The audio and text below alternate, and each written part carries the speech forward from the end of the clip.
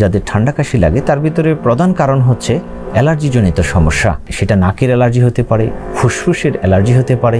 এগুলো ছাড়াও ভাইরাসজনিত রোগ হতে পারে, বিভিন্ন ধরনের সাইনাস এবং টনসিলের ক্রনিক ইনফেকশন থেকেও হতে পারে। আসসালামু আলাইকুম। অনেক রোগীরা অথবা রোগীর গার্জিয়ানরা জানতে চান যে আমার বাচ্চাদের বা আমাদের ঘন ঘন ঠান্ডা কাশি লেগে যায়, তার কি কারণ এবং প্রতিকার কী? সে সকল রোগীদের জন্য আমরা যেগুলো বলে থাকি সেগুলো হচ্ছে ঘন ঘন যাদের ঠান্ডা কাশি লাগে তার ভিতরে প্রধান কারণ হচ্ছে অ্যালার্জিজনিত সমস্যা। যে অ্যালার্জি, সেটা নাকের অ্যালার্জি হতে পারে, ফুসফুসের অ্যালার্জি হতে পারে। যেমন নাকের অ্যালার্জিকে আমরা বলি অ্যালার্জিক রাইনাইটিস, ফুসফুসে অ্যালার্জিজনিত রোগকে বলি আমরা এজমা। এই ধরনের রোগ কমনলি হতে পারে, সেটা বংশগতভাবে হতে পারে অথবা মাল্টিফ্যাক্টোরিয়াল কারণেও হতে পারে।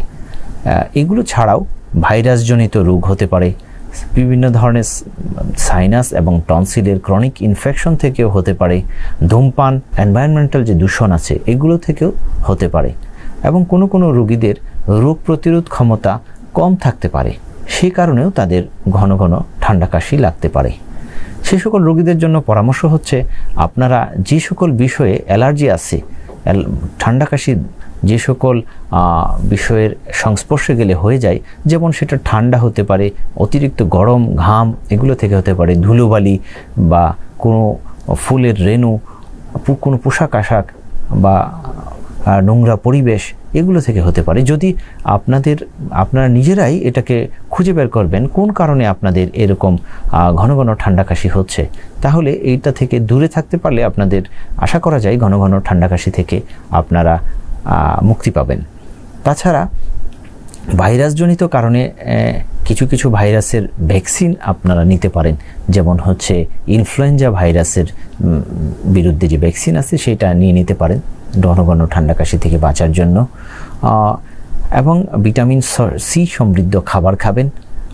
যদি এরকম হয় যে আপনার রোগ প্রতিরোধ ক্ষমতা বাড়ানোর জন্য যেসব উপাদান আমরা নিতে পারি, সেটা হচ্ছে আপনারা ব্যায়াম করতে পারেন, এক্সারসাইজের মাধ্যমে কিছু রোগ প্রতিরোধ ক্ষমতা বৃদ্ধি পেতে পারে, এবং পুষ্টিকর সুষম খাবার খেতে পারেন। এবং ভিটামিন ডির জন্য রৌদ্রে থাকা যেতে পারে। যদি সম্ভব না হয় ভিটামিন ডি সাপ্লিমেন্টেশন নেওয়া যেতে পারে যদি তার ভিটামিন ডির পরিমাণ কম থাকে। এরকমভাবে আমরা হচ্ছে আমাদের ঠান্ডা কাশি থেকে বাঁচার জন্য এই চেষ্টাগুলো আমরা করতে পারি।